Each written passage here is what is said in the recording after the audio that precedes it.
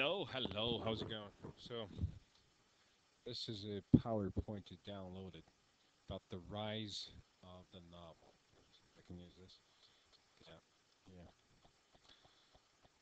So, a little bit about the novel. The rise of the novel.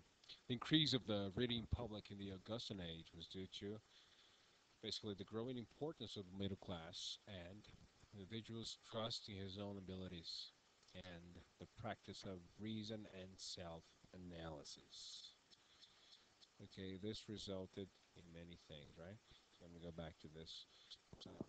The Augustan age of the 17th century. Of course, middle class started to uh, be more noticed in society.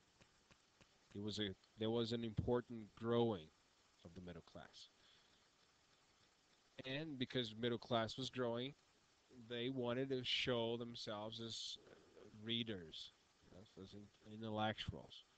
And of course they wanted to read, but they couldn't read too much poetry because poetry was considered a higher form of art. Therefore, they read novels, right? Novels were produced for this public. So, and this begins the era of writing by request. So people were suggesting themes and topics, and the writers would write according to the public's desire. Individuals trust in his own abilities, the practice of reason, and they used to borrow books from circulating libraries. Okay, reading became more popular. There was no television at the time, right? What else? The novelist, the spokesman of the middle class. So the novelist is different from the poet. Well, poet nowadays has a different meaning, but if you think about the poet as someone who would represent the nobility, the nobles, right? And then it was a different thing. Now, the novelist in prose somehow is the spokesman of the middle class. It is the voice of the people. And here we have the fathers of the English novel. Danny Defoe, the one who wrote uh, Robinson Crusoe. It was a realistic novel. Samuel Richardson, the sentimental novel. Henry Fielding, the mock epic novel.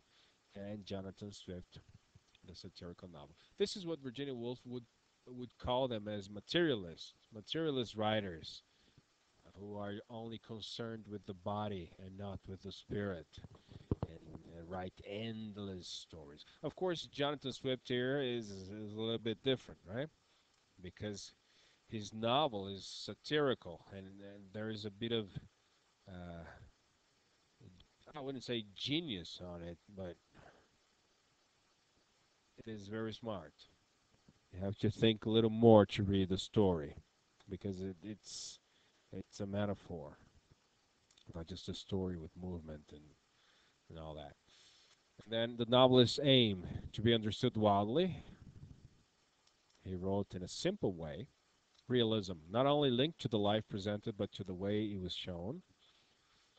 Speed and copiousness, his most important economic virtue, since it was the bookseller and not the patron who rewarded him. Mhm.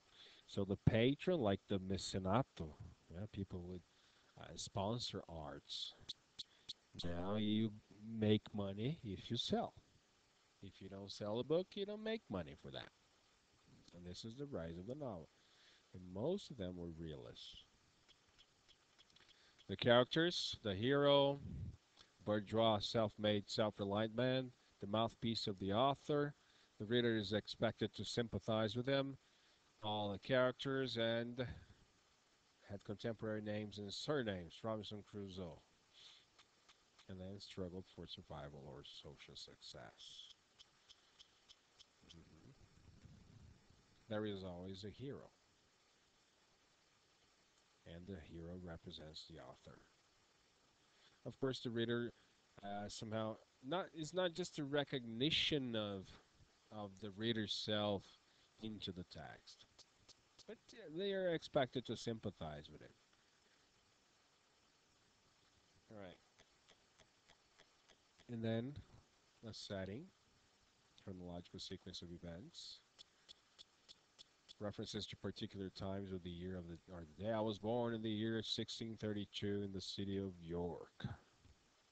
Specific names of towns and streets, detailed descriptions of interiors to make the narrative more realistic. So that's what the realists are concerned about.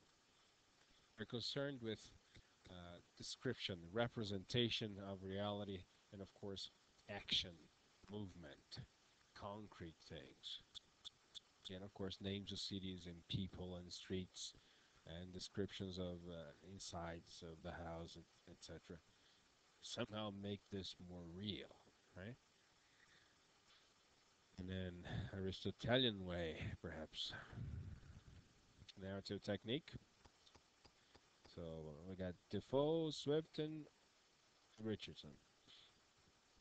This is what they used to do. So the first person narrator. Only Henry Fielding would use a third person narrator because they're fictional autobiographies. Latter's exchange between the main characters, the mocap.